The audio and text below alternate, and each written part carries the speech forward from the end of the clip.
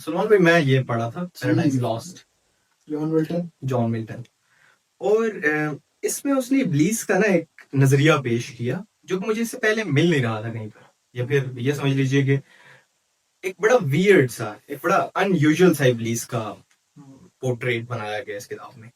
یعنی کہ وہ کہتا ہے کہ ابلیس was not against the power of God, he new کہ خدا کے پاس بہت طاقت ہے، آل مائٹی ہے، but he was against the authority of God. وہ اپنے آپ کو ایکول سٹینڈنگ پہ لے کر آنا چاہتا تھا.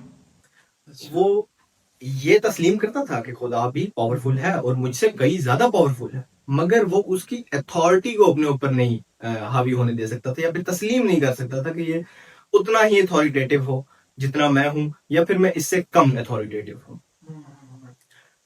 اس لیے جب اس کو جہنم میں پھینکا گیا، پٹس آف ہیل اس کو پھینکا گیا، تو اس کی ول مضبوط رہی.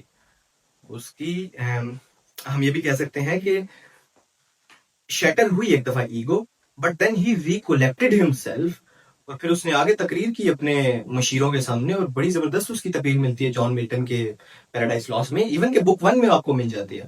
اور پھر وہ یہ بھی کہتا ہے کہ مجھے جہنم میں پھینک کر خدا سول ٹیرنی آف ہیون چاہتا ہے، کہ اس کو یکائی چاہیے ٹیرنی آف ہیون کے اوپر بھی. اگین اتھارٹی کی بات ہے کہ میری بھی اتھارٹی کہیں شامل نہ ہو جائے اس ہیون کے اور ہیل کے اور اس پوری کائنات کے جو سرکسز چل رہے ہیں، اس کے اندر میری اتھارٹی کی شمولیت نہ ہو جائے. اور وہ چاہتا ہے کہ اب میں ابلیس جس کو اس نے جہنم میں پھینکا، وہ اس کو سجدہ ریز ہوں with a splint knee, and I am the same Saturn کہ جس کو جہنم میں پھینکا اس لیے گیا کہ سول ٹیرنی نہیں چاہتا تھا وہ، اور میرے ڈر سے کہ میں بھی کہیں اتھارٹیٹیو نہ ہو جاؤں، اس نے مجھے جہنم میں پھینک دیا. How can I Saturn کہ جو ایکول گراؤنڈنگ چاہتا ہے، سجدہ ریز ہو جاؤں انسان کو، اس کے کہنے کے مطابق اس کی بات میں کیوں مانوں؟ مجھے تو ایکول اتھارٹی چاہیے. I am for the equal authority. Even though I know کہ he is powerful. ایسے لیکن ابلیس کا اپنا مقدمہ اس سے تھوڑا مختلف ہے. دیکھیں ایون کرسچن تھیولوجی میں اچھا ٹپیکل ہمارا کیا ہے کہ ابلیس اس لیے سجدہ نہیں کیا کہ ایگو تھی، پرائڈ تھی، کہ I'm better than Adam، ٹھیک ہے، میں آدم کو کیا سجدہ کروں. اب یہاں پر جان ملٹن کا یہ ہے کہ نہیں، اس کی انٹینٹ کچھ اور تھی. اس کی انٹینٹ تھی کہ دراصل وہ اتھارٹی کے اندر وہ، کیونکہ اچھا اس کو اگر آپ قرآن سے کنیکٹ کریں تو ہاں وہ ذکر ہے کہ اب یہ خلیفہ ہے جو نئی مخلوق بنی ہے، یہ خلیفہ ہے، اب اس کے پاس اتھارٹی ہے، تو اس کی ہاتھ سے ایک اتھارٹی جو جا رہی تھی وہ اس کو نظر آتی ہے. یہ تو ہمیں نظر آتا ہے.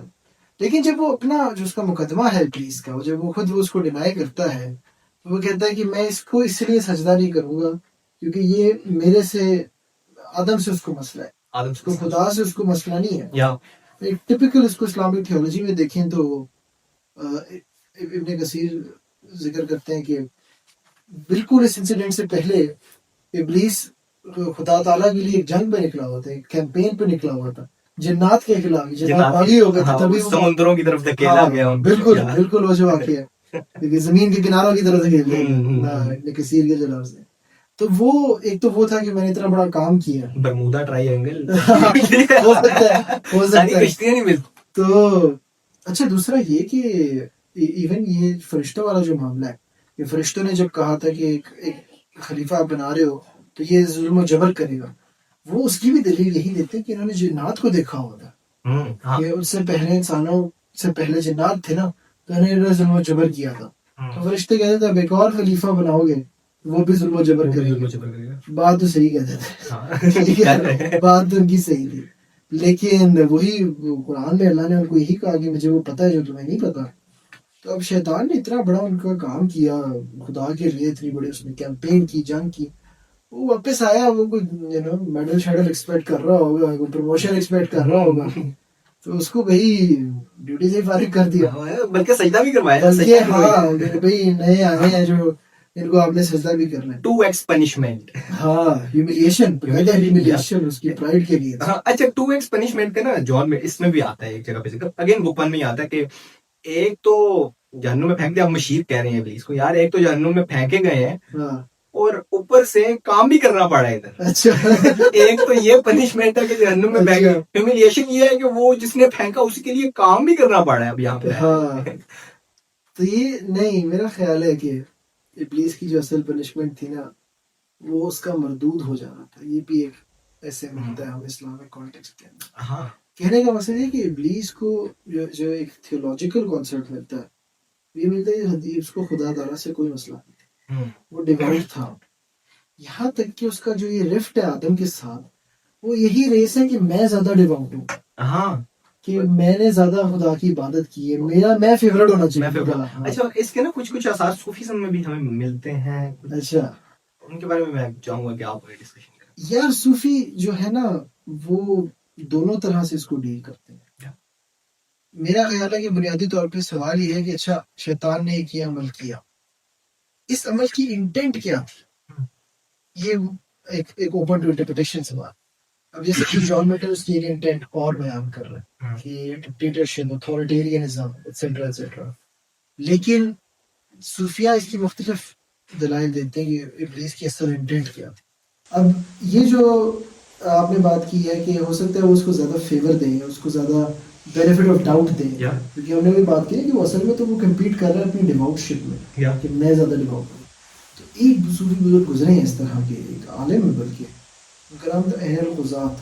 عین القضات یہ بات کرتے ہیں, وہ کہتے ہیں کہ در حقیقت ابلیس کا جو انکار تھا آدم کو سجدہ نہ کرنے کا, اس کی وجہ یہ نہیں تھی کہ وہ آدم سے جلتا تھا یا وہ اپنے آپ کو آدم سے سپیریئر سمجھتا تھا.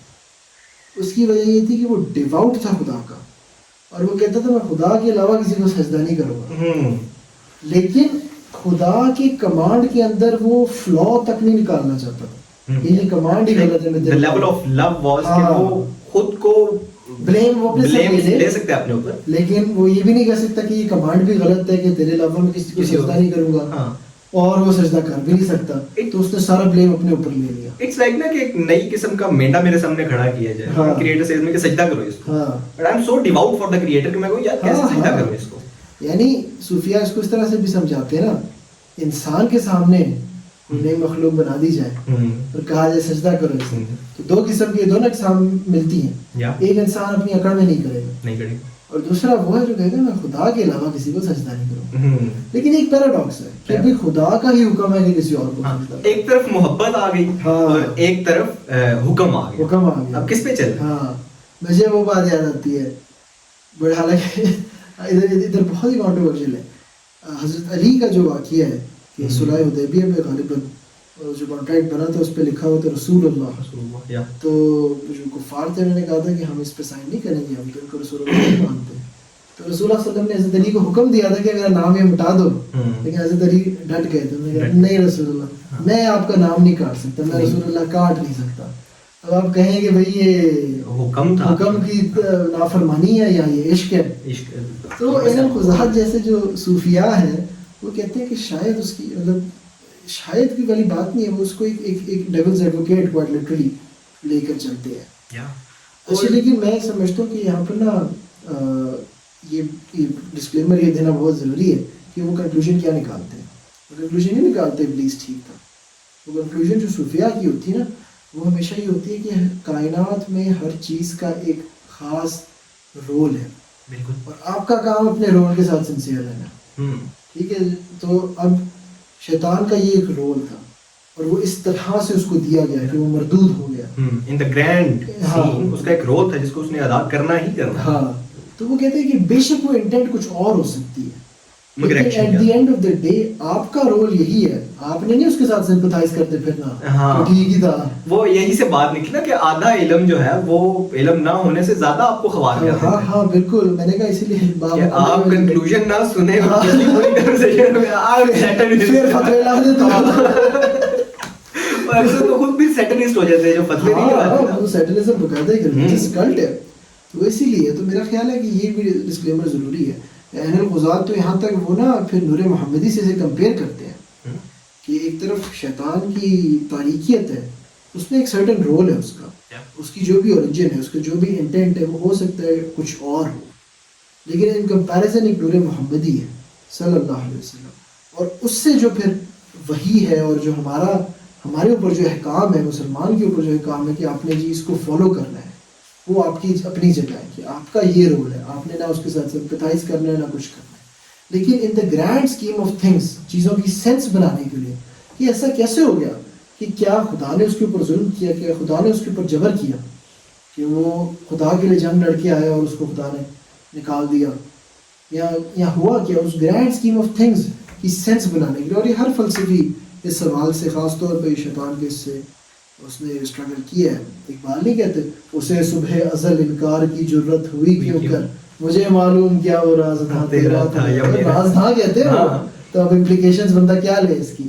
تو وہ یہاں پہ بھی وہ یہی کہتے ہیں کہ وہ دراصل گرینڈ اسکیم آف تھنگس میں. اور یہ ابلیس کا سوال ان کچھ سوالوں میں سے ہے نا کہ جس کے بارے میں آتا ہے کہ خدا نے جس سے بھی بہت بڑا کام لینا ہوتا ہے نا، اس کو اس کی لائف میں کہیں نہ کہیں پر آ کے اس طرح روکتا ہے کہ ٹھہر ذرا، اس کے اوپر غور کر ذرا، یہ بات کہیں میرے اپوز میں تو نہیں جا رہی ہے، ذرا اس کو دیکھ لے. غزالی کا ہمیں یہاں پر ملتا ہے کہ غزالی اپنی لائف میں ایک ٹائم تھا جہاں پر ایتھیسٹ. اقبال کا دور ہمیں ملتا ہے کہ اقبال کہتے ہیں کہ مجھے تو ایک شاعر تھے جیمس جوائس غالباً، دورے ایتھیزم، دورے طالب علمی میں ایتھیزم سے اس نے مجھے بچایا تھا. تو ہر فلسفی کی زندگی میں اس طرح کے کچھ سوالات لازمی آتے ہیں کہ جہاں پر وہ خاص طور پہ اگر ریلیجیس سائڈ پہ انکلائنڈ ہے تو کہیں نہ کہیں اس کو ایک دفعہ ڈاما ڈول کروانے کے لیے سوال آتے ہیں. مگر پھر ایک مذہبی سوچ کا جو مذہبی فکر کا جو انسان ہے اس کو کہیں نہ کہیں مذہب کے ساتھ اپنے تعلق کو اس نے مضبوط رکھنا ہے کی بات یہ چیز کرنے پر مجبور کرتی ہے کہ وہ سوال کا جواب تلاش کرے اور لے کر آئے. اور اگر سوال کا جواب نہیں مل رہا تو اس کے باوجود وہ اس کے اوپر محنت کرے مگر اپنے فیتھ کو اپنے ساتھ رکھے، اپنے فیتھ کو اپنے ساتھ رکھ کر ان سوالوں کے جواب تلاش کرے. تو یہ ابلیس کا سوال ان میں سے کچھ ایک، ڈٹرمنزم کا سوال ان میں سے کچھ ایک سوال، ان سوالوں میں سے ایک سوال ہے. پرابلم آف ایول ایک سوال ہے.